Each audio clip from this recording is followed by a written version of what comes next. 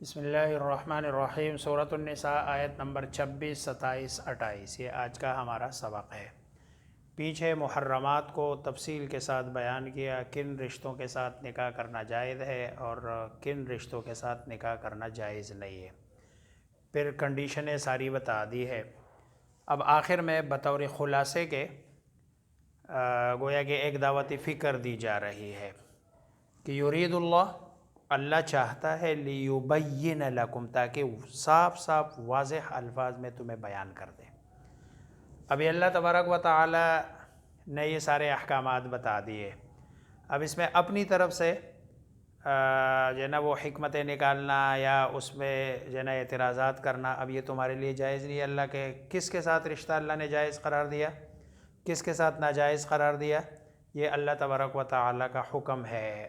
اور اللہ چاہتے ہیں کہ تمہاری رہنمائی کرے ان لوگوں کے طریقوں پر کہ جو تم سے پہلے گزر چکے ہیں، اور اللہ تبارک و تعالی رجوع کرے تمہارے اوپر، یعنی تمہاری طرف توجہ کر لے۔ اور اللہ عالم بھی ہے، اس لیے اللہ کے علم کے مقابلے میں اپنا علم نہ استعمال کیا کرو۔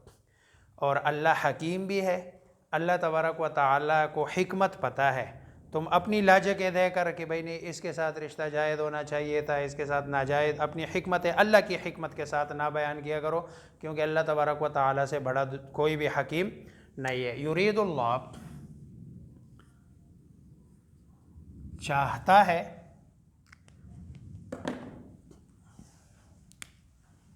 اللہ لے تاکہ یبین، یہ بیان اسی سے ہے تاکہ بیان کرے یا واضح کرے۔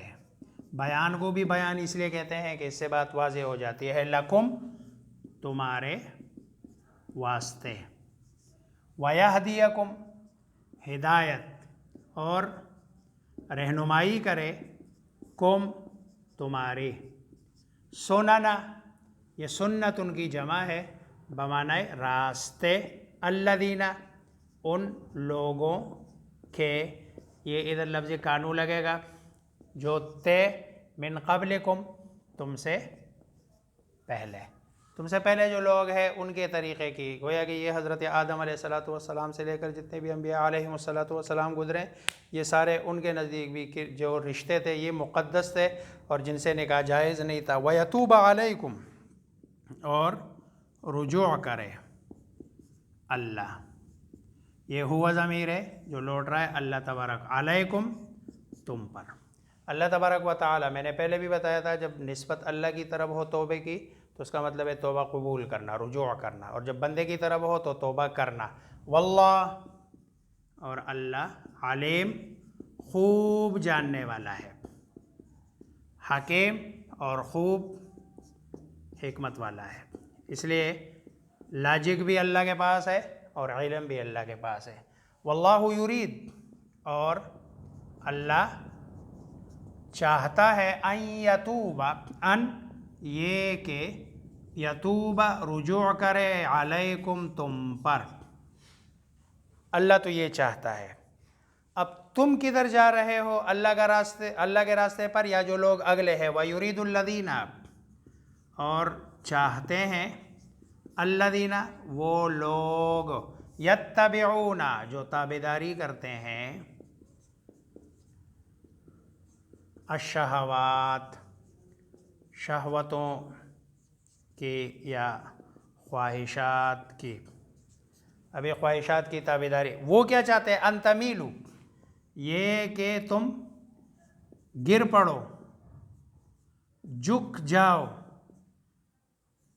اردو میں بھی ہوتا ہے فلاں فلاں کی طرف مائل ہو گیا، مائل ہونے کا مطلب ہے کہ اس کی طرف اس کا جھکاؤ ہو گیا، یہ ہے کہ تم جھک جاؤ، مائلاً عظیما بڑا جھکنا، یعنی گویا یہ تمہیں راہ راست سے ہٹا کر جہنم کے گڑھے میں ڈالنا چاہتے ہیں۔ یہ کون، یتبعون الشہوات جو خواہشات کی پیروی کرتے ہیں، اس زمانے میں یہود، منافقین، مشرکین، اور آج کل کے زمانے میں ملحدین جو اس پر طرح طرح سوالات اٹھاتے ہیں کہ نہیں یار یہ پردے کا کس نے کہا ہے، شریعت کا حکم تو یہ نہیں ہے، شریعت میں اتنی سختی تو نہیں ہے، پتہ نہیں اس کی حکمت کیا ہے، یا فلاں ان کی نظریں خراب ہوں گی، اس طرح کے جو جملے کہتے ہیں۔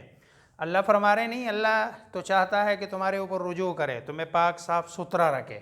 اور یہ جو خواہشات کی پیروی کرنے والے لوگ ہیں نا، یہ چاہتے ہیں کہ تم جھک جاؤ پورا، یعنی تمہیں جھکا دے اور تمہیں دنیا میں رسوا کر دے اور تمہاری نگاہوں کو یہ دنیا میں پست کر دے.